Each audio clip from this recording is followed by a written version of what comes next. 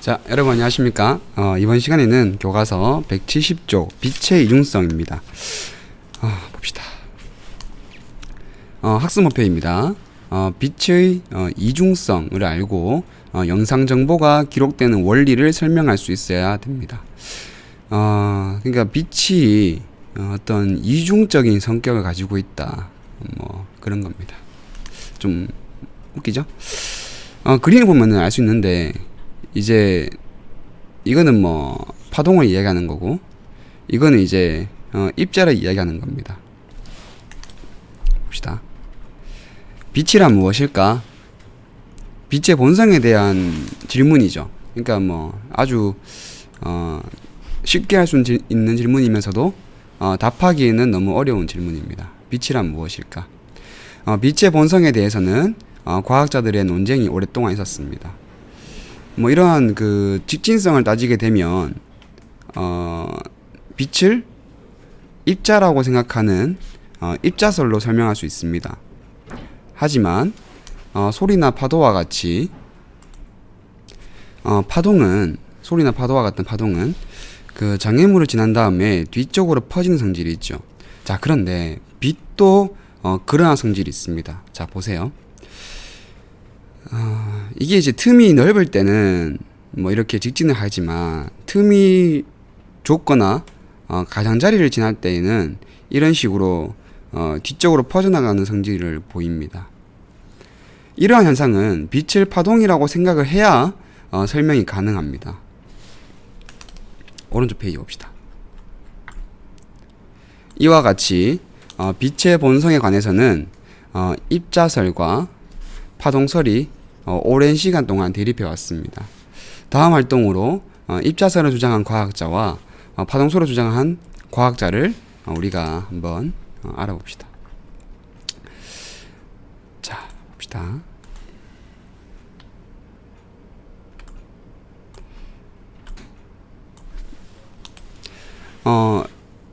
교과서 171쪽의 해보기 활동입니다. 입자설을 주장한 과학자는 뉴턴, 아인슈타인, 컴프턴이 있고요. 파동설은 하이원스, 영, 프레넬, 맥스웰이 있습니다. 뉴턴은 뭐 빛이 미세한 입자의 연속이라고 했고 직진과 반사는 이러한 입자이기 때문에 생기는 현상이라고 했어요. 아인슈타인은 광전 효과, 우리 뭐 뒤에서 배울 겁니다. 광전 효과의 특성은 빛을 오직 입자라고만 생각을 해야 입자로 봐야 설명이 가능하기 때문에 아인슈타인은 빛을 입자로 보았습니다. 컴프턴도 마찬가지예요. 금속에다가 X선이라는 빛을 쪼여주었을 때 전자가 방출됩니다. 자, 그런데 전자가 방출되면서 이미 쪼였던 X선보다 튀어나오는 X선의 파장이 길어져요. 자, 파장이 짧았다가 길어지죠. 그러면 에너지가 사라졌다라고 볼 수 있죠. 그러면 잃어버린 에너지만큼을 전자가 가져가는 실험 결과를 얻게 됩니다. 우리는 이러한 실험을 컴프턴 산란 실험이라고 하고 전자와 광자의 탄성 충돌로 생각을 해야 설명이 되었기 때문에 빛을 입자라고 본단 말입니다. 탄성 충돌이라고 하면 여러분들 우리 물리학 1 앞에서 배웠지만 운동량, 충격량, 탄성 충돌 이런 것은 오직 입자가 가지는 대표적인 물리적 현상이잖아요. 그래서 광전력과 컴프턴 산란, 그 다음에 빛의 직진, 반사 이런 것들은 입자이기 때문에 나타나는 현상이다. 자, 파동 봅시다.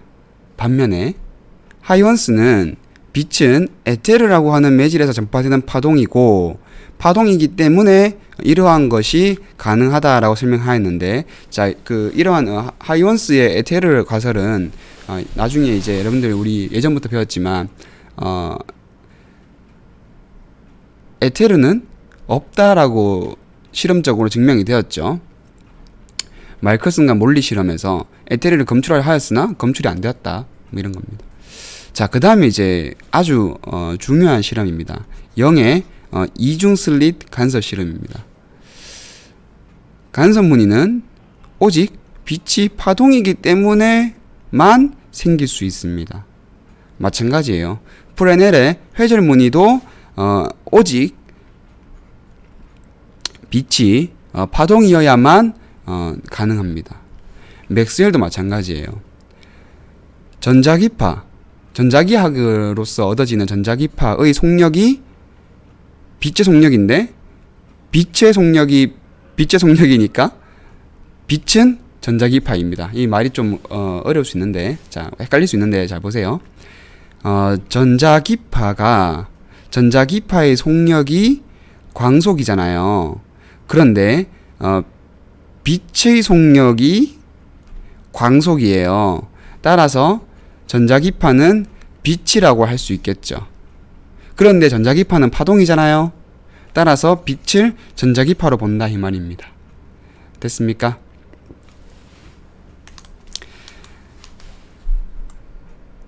과학자들의 주장이나 근거 중, 자, 오직 입자설론만 설명이 가능한 현상은 무엇이 있는가? 바로 광전 효과, 컴퓨턴 효과는 오직 입자설론만 설명이 가능합니다. 됐습니까? 그 다음, 파동설론만 설명할 수 있는 현상은 무엇인가? 바로 간섭, 회절, 평광, 복국절. 우리 여기서는 이제 간섭이나 회절 정도만 여러분들이 알아줘도 되겠습니다. 설명이 가능하다. 파동으로만 설명이 가능한 현상입니다. 자, 과학자들의 주장에서 파동설, 입자설 둘 다로 동시에 설명할 수 있는 것은 무엇인가? 그것은 빛의 직진성, 반사, 굴절은 파동설과 입자설 이 두 가지로도 설명이 다 가능합니다. 그래서 이것만으로는 무엇이 맞다, 무엇이 틀렸다라고 판단하기 어려워요. 이것을 보면 입자설이 유력하고 이것을 보면 파동설이 유력하죠. 그래서 내린 결론은 무엇이냐? 둘 다 맞다. 이렇게 합니다. 자, 이어서 봅시다. 교과서입니다. 운동 법칙을 확립한 뉴턴은 빛이 입자이기 때문에 직진을 한다. 빛은 각각의 색깔에 대한 입자가 진행하는 것이라고 주장했습니다. 하지만 영 프레넬은 각각 간섭 프레넬의 회절 실험을 통해서 파동으로 19세기 후반 맥스웰은 전기장과 자기장의 진동의 전자기파 이론을 완성합니다. 그런데 전자기파의 속력이 빛의 속력과 같아요. 따라서 전자기파를 빛이라 볼 수 있고 빛은 전자기파니까 전자기파가 파동이니까 빛은 파동이다 라고 생각하는 겁니다. 논리적으로 이해됩니까? 좋아요. 맥스웰의 전자기파 이론은 영이나 프레넬이 주장한 빛의 파동설을 이론적으로 뒷받침함으로써 빛이 파동이라는 것을 사실상 확립하게 됩니다. 간섭과 회절은 바로 빛을 파동으로만 보아야 설명이 가능한 겁니다. 오른쪽에 보면은 이제 작은 구멍을 통과한 빛의 회절 실험, 프레넬의 회절 실험인데, 작은 구멍을 통과하게 되면, 입자로 보게 되면, 그 구멍 크기만큼 정도만, 이렇게 밝은 무늬가 나와야 되는데, 회절하여서 이러한 무늬가 나옵니다. 이것은 도저히, 입자설로는 설명할 수 없는 현상이죠. 넘어가겠습니다. 자, 이제, 우리가 앞에서는 간섭 등과 같은 것을 보면서 빛의 입자성, 빛의 파동성에 대해서 배웠고요. 자, 이제는 입자성에 대해서 알아봅시다. 맥스웰의 전자기파 이론으로 빛의 파동설이 확립되어 가던 중에, 자, 여기서 헤르츠와 레나르트는 금속에 빛을 비추었을 때 전자가 방출되는 현상을 발견하게 됩니다.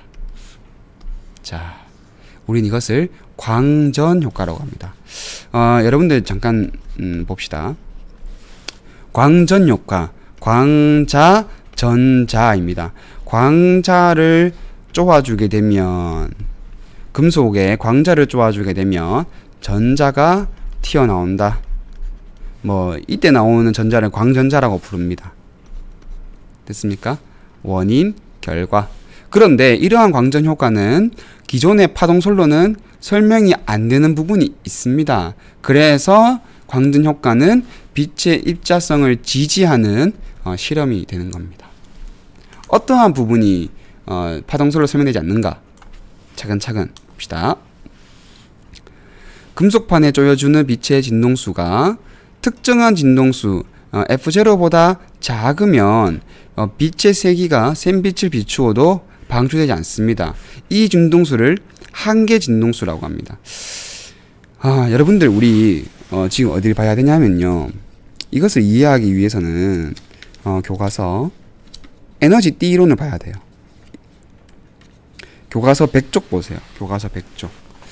교과서 100쪽에 100쪽 밑에 있는 그림 중에 왼쪽에 도체에 관한 그림 있죠. 자, 그걸 봐야 됩니다. 자, 봅시다. 선생님은 그림으로 그릴게요. 그 도체에 관한 그림을 보게 되면 요렇게 이제 비어져 있는 띠가 있고 뭐 당연히 또 밑에 띠가 있습니다만은 이 띠 중에서 이제 여기 뭐 아랫부분 다 채웠고 도체의 경우는 일부만을 요렇게 채운 거잖아요. 그죠? 금속입니다. 그러니까 도체예요. 이제 에너지 띠 이론입니다. 여기가 이제 뭐 0인 지점이라고 합시다. 그러니까 여기서부터가 자유로운 지점이고 이 밑은 모두 에너지가 음수인 상태예요. 그러니까 다 속박되어 있는 거죠. 이 상황에 빛을 비춥니다. 그러면 여기에 존재하는 전자는 요만큼의 에너지를 얻으면 요렇게 전이 되어서 자유로운 전자가 되겠죠. 됐습니까? 이렇게 그 금속이 가지고 있는 에너지 중에서 존재하는 전자들의 에너지 중에서 가장 높은 에너지를 가지는 그 전자가 탈출하기 위해 필요한 에너지를 우리는 HF0 바로 일함수라고 합니다. 173쪽에서 언급하겠습니다. 그러니까 실험적으로는 특정한 진동수 F0보다 작은 빛을 비추면 이게 전자가 탈출을 안 해요. 자, 그런데 F0이면 겨우 탈출을 하고 F0보다 커야지만이 탈출을 하더란 말입니다. 이 F0를 어떠한 특이점이 되는 거죠. 이 진동수를 한계 진동수라고 합니다. 자, 그런데 여기서 이제 주의해서 봐야 할 점은 뭐냐면 빛의 세기가 아무리 센 빛을 비추어도 방출되지 않는다라는 건데 여기에 이제 포인트가 있습니다. 무슨 말이냐면 파동설로 따지게 되면 우리가 쪼여주는 빛의 세기가 세면 진동수가 낮더라도 세기가 세면은 에너지를 얻는 거니까 방출되어야 되거든요. 그런데 입자로 보게 되면 빛의 입자설로 보았을 때는 빛의 세기는 빛의 에너지에 영향을 주지 않습니다. 그것은 우리 아래쪽에서 배울 광양자설을 통해서 알 수 있는 내용이에요. 또 차근차근 보도록 해요. 자, 그 다음 2번입니다. 금속판에 쪼여주는 빛의 진동수가 한계 진동수보다 크면 즉시 방출됩니다. 즉시라는 말이 중요해요. 빛의 세기가 클수록 단위시간 납 방출되는 관용자의 개수가 많다. 세기가 크면 그렇다 이건데 이것도 172쪽의 그림을 보면서 설명하겠습니다. 금속판에 쪼여주는 빛의 진동수가 클수록 운동 에너지가 큰 광전자가 방출된다. 자, 그러니까 만약에 이만큼에 해당하는 빛을 쪼여주게 되면 요만큼은 탈출하는 데 쓰이고 요만큼이 남게 되죠. 그러면 이 남게 되는 에너지는 바로 전자의 운동 에너지에 쓰인다 말입니다. 아인슈타인은 빛을 광자라고 하는 입자의 흐름으로 생각하는 광양자설을 제안합니다. 빛이 양자화되어 있다라는 것을 제안하는 거예요. 이때 에너지는 HF이고 여러분들 우리 파동에서 파동의 속력이 F람다잖아요. 그런데 전자기파, 빛의 속력이 광속 C니까 F는 람다분의 C가 되어서 이렇게 되겠죠. 됐습니까? 여기서 H는 플랑크 상수입니다. 그리고 이 식에서 진동수가 F인 빛의 에너지는 광자의 개수에 따라서 불연속적인 값을 가질 수 있다라는 건데, 여러분들 양자화라는 말이 무엇인가 봅시다. 양자화되었다라는 말은 무슨 말이냐면, 여러분들 우리 동전 10원짜리 동전, 50원짜리 동전, 100원짜리 동전, 500원짜리 동전, 뭐 1000원짜리 지폐 뭐 이런 것들 있잖아요. 이런 것은 전부 다 이 10원이라는 양만큼이 10원이라는 동전의 양이 여기에 결정되어 있죠. 이 외에 다른 양은 가질 수가 없는 거죠. 우리가 10원과 50원, 그러니까 이들의 조합으로는 1560원이라는 양은 만들 수 있지만 1562원이라는 양은 만들 수 있어요, 없어요? 만들 수 없죠. 왜냐하면 1원짜리 단위가 없잖아요. 됐습니까? 그래서 양자화라는 것은 이 물체에 10이라는 양이, 이 물체에는 50이라는 양이 정해져 있다라고 해서 양자화되어 있다라고 하는 이야기를 합니다. 그러니까 빛도 마찬가지인 거예요. 빛도 그 진동수에 해당하는 에너지가 HF만큼의 에너지로 양자화되어 있다라고 이야기하는 광양자설입니다. 됐습니까? 이때 광자의 개수에 따라서 HF, EHF, 3HF와 같이 불연속적인 값을 가지게 됩니다. 자, 알려 봅시다. 탈출하기 위해서, 지금 이 전자는 금속을 탈출하기 위해서는 이만큼의 W라는 에너지가 필요해요. 자, 그런데 W보다 작은 빛, W보다 에너지가 작은 빛을 비추어 주게 되면 튀어나가는 전자가 없어요. 왜? 요까지밖에 못 튀어오르잖아요. 요만큼의 에너지를 줬잖아요. 그러면 요만큼 튀어오르니까 여기 문턱을 넘어설 수가 없죠. 그래서 튀어나가는 게 없습니다. 세기가 센 빛을 비추게 되면 광자의 개수가 더 증가했죠. 하지만 문턱을 넘을 수 없기 때문에 이 경우에도 금속은 탈출하지 못합니다. 자, 하지만 봅시다. 전자를 떼어내는 데 필요한 최소한의 에너지, 일함수보다 큰 빛을 비추게 되면, 광자를 충돌시켜주게 되면 전자는 튀어올라요. 이 에너지만큼. 그런데 이만큼의 에너지가 요만큼이 일함수에 쓰였으니까 요만큼이 남게 되죠. 이만큼의 에너지는 운동 에너지로 쓰이게 됩니다. 세기가 약한 빛은 광자의 개수가 적은 거니까 조금의 전자만, 세기가 센 빛은 광자의 개수가 많은 거니까 더 많은 전자가 나오게 됩니다.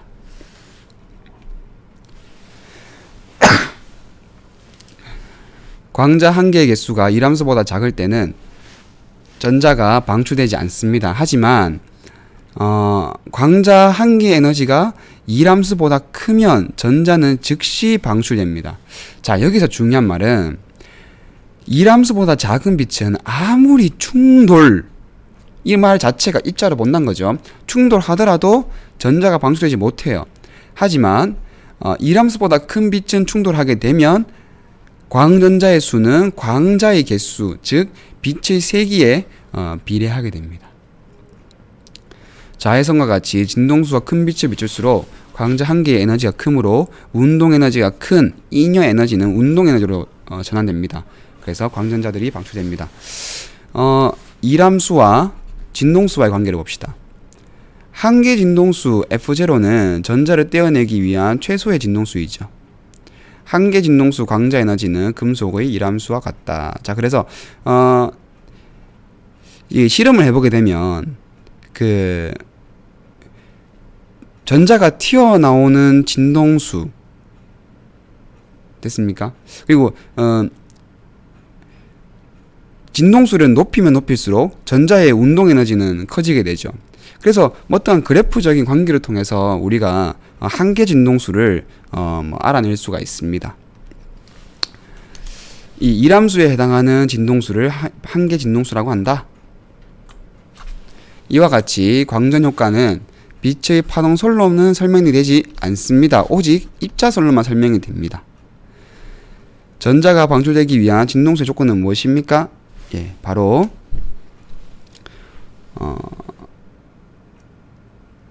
금속의 전자가 방출되기 위한 조건은 한계 진동수보다 큰 진동수를 가진 빛을 비추어야 합니다. 됐습니까? 한계 진동수보다 큰 진동수를 가진 빛을 비추어야 되겠습니다. 자, 그러면 빛을 파동으로 보아서는 광전 효과를 도저히 해석할 수 없는가? 없습니다. 자, 봅시다. 빛을 전자기파로 보는 파동설에 의하면, 자, 빛의 세기가 충분히 세다면, 자, 여기서 파동이잖아요. 파동에서의 빛의 세기는 진폭에 해당합니다. 그러니까 진폭이 크면 클수록, 그리고 진동수가 크면 클수록, 빛을 전자기파로 볼 때에 빛 에너지는 진폭과 진동수에 관계하거든요. 진폭이 클수록 진동수가 클수록 전자기파의 에너지가 커요. 빛을 파동으로 보았을 때요. 빛을 입자로 보았을 때는 오직 진동수에만 관계하죠. 빛을 전자기파로 보았을 때는 진폭과 진동수에 관계합니다. 자, 그러면 빛을 파동으로 보았을 때 진폭을 크게 하면 에너지가 커지는 거죠. 진폭을 크게 한다는 것은 빛의 세기가 크다는 거거든요. 진동수는 그대로 하더라도 빛의 세기가 충분히 세다면 진동수에 관계없이 전자가 방출되어야 되는데 방출이 안 돼요. 그러니까 파동설로는 설명이 할 수가 없는 겁니다. 두 번째입니다. 빛을 흡수한 전자가 탈출하기 위해서는 어느 정도의 시간이 걸릴 것으로 예상이 되는데 시간이 안 걸리고 즉시 방출됩니다. 이것은 충돌 현상으로 설명할 수 있죠. 그런데 충돌은 입자가 가진 고유한 성질이잖아요. 따라서 파동은 설명되지 않는다. 세 번째, 빛의 세기가 셀수록 에너지가 크므로 방출되는 광전자의 운동에도 커야 되는데 실제로는 진동수에만 관계합니다. 진폭이 커진다 하더라도 방출되는 전자의 운동 에너지가 더 커지는 것은 아닙니다. 보세요. 약한 빛, 센 빛. 자, 약한 빛을 파란색 계열의 약한 빛, 그 다음에 적색 계열의 센 빛을 비추었을 때 파동설로 따지게 되면 적색 계열의 센 빛의 운동 에너지가 더 클 것 같죠? 왜? 진폭이 워낙 세니까, 워낙 크니까. 하지만 그렇지 않아요. 입자설로 보자면 진동수에만 관계하기 때문에 방출된 전자의 운동 에너지는 이 블루 계열의 빛을 비추었을 때가 더 큽니다. 방출된 광전자의 운동 에너지는 빛의 세기와 관계없다. 이 세기, 진폭, 앰플리튜드와 관계없다라는 것이 바로 전자기파로 볼 수 없다는 겁니다. 빛을.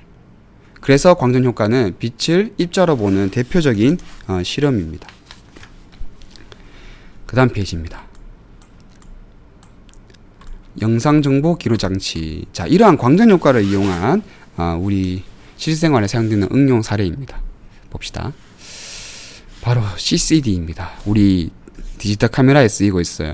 여러분들 우리 디지털 카메라 DSLR을 보면은 이 지금 여기 미러가 있거든요. 이게 지금 미러를 우리가 이 셔터를 누르게 되면 미러가 이제 한번 열렸다 닫히다 이렇게 하는데 미러를 손으로 이렇게 제껴 보면은 그 뒤에 이렇게 CCD 기판을 볼 수 있습니다. 이러한 전화 결합 소자는 빛의 입자성을 이용하여서 영상을 기록합니다. 자, 보세요. 어떤 원리인가 하면은 디지털 카메라의 렌즈에 의해서 상이 생기게 됩니다. 이 상의 위치가 전화 결합 소자 CCD 위에 맺히게 되지요. 자, 그러면 이 CCD의 각각의 화소는 이 상에 의해서 빛을 받게 됩니다. 빛을 받으니까 전자가 튀어나가겠죠. 그 전자의 나가는 운동 에너지 그리고 튀어나가는 개수를 따지게 되면 어느 정도의 진동수의 빛이 왔는지 그리고 얼마나 센 빛이 왔는지를 알 수 있습니다. 그러면 어떤 빛이 왔는지 결정이 되는 거죠. 따라서 우리는 이 정보를 가지고 사진으로 볼 수 있습니다.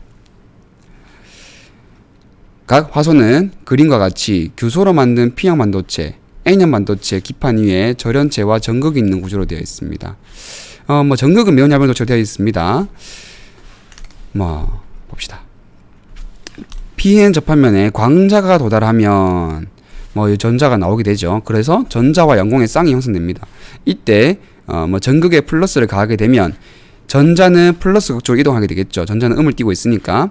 그래서 양공은 아래쪽으로 밀려납니다. 전극 아래에 저장되는 전자의 개수는 광전 효과에 의한 것이죠. 따라서 빛의 세기에 비례하게 됩니다. 전하 결합소자는 각 화소에 저장된 전하의 양을 측정하기 위해서 전자를 전하량 측정 장치로 이동시킵니다. 자, 그런데 그 과정이 또 신기해요. 컨베이어 벨트로 이제 이동시키는 느낌인데, 자, 봅시다. 전극 B에 지금 전자 4마리가 모여 있습니다. 이때 C로 이동시키기 위해서 어떻게 하냐면 C에도 플러스 V를 걸어줘요. 그렇게 되면 전자들이 이렇게 분산되겠죠. B를 끊어주면 0V가 되고 C에만 남으니까 나머지 전자들이 모두 이동하게 됩니다. 이런 식으로 여기에 V 걸어주고 끊어주면 전자가 또 일로 다 이동하게 되겠죠. 그 이후에 전극 B의 전압을 0으로 하면 이렇게 이동하게 됩니다. 순차적으로 변화시키면 계속 이동하게 되겠죠. 순차적으로 착착착착 전자가 이동하게 되고 전송단을 통해서 마지막 끝으로 이렇게 전자들이 이동하게 됩니다. 수평 방향으로 이동했다가 수직 방향으로 이동한다. 그래서 컨베이어 벨트를 따라 이동시키는 것과 비슷하죠. 전하 결합소자는 이러한 방식으로 각 화소에 도달한 빛의 세기를 측정하여서 영상을 기록하게 됩니다. 이러한 CCD의 개발로 기존의 필름 사진, 필름 카메라를 모두 대체하게 됩니다. 요즘에는 필름 카메라가 매우 좀 귀하죠. 아날로그 감성을 추구하는 사람들은 이제 이렇게 따로 구매해서 사용하기도 합니다. 아날로그 방식의 영상 기록은 디지털 방식으로 변하게 되었습니다. 이는 영상 산업의 발전을 가져왔습니다. 확인하기 3번입니다. 전하결합 소자의 화소에 저장되는 전자의 수는 화소에 도달하는 빛의 세기와 진동수 중에서 무엇에 비례하는가? 전자의 수는 진동수가 아니라 전자의 빛의 세기에 비례하게 되죠. 진동수는 광전자의 운동 에너지에 관계하고요. 빛의 세기는 우리 전자의 수는 빛의 세기에 관계합니다. 빛의 세기에 비례한다. 자, 이제 오늘 수업을 정리해 보겠습니다. 빛의 듀얼리티, 이중성입니다. 빛은 이중적 성격을 가지고 있습니다. 전자기파이기 때문에 이러한 현상을 나타내요. 이것은 빛을 파동으로 취급해야만 합니다. 하지만 광전효과라는 것은 입자로 취급해야 합니다. 현대에는 입자성과 파동성을 모두 가지고 있는 것으로 이해하고 있습니다. 이를 빛의 이중성이라고 합니다. 즉 빛은 전자기파이면서 광자입니다. 전자기파, 파동이면서 광자, 입자입니다. 됐습니까? 이와 같이 빛은 빛의 이중성을 이해해야만 빛에 대한 현상을 올바르게 우리가 해석할 수 있습니다. 자, 이렇게 해서 이거는 이제 당연한 얘기죠. 화소의 크기가 작을수록 당연히 더 많은 정보를 저장할 수 있을 것이고 고화질의 선명한 사진을 얻을 수 있겠습니다. 오늘 우리가 광전 효과를 통해서 빛의 입자성에 대해서 배웠습니다. 자, 여러분 수고했습니다.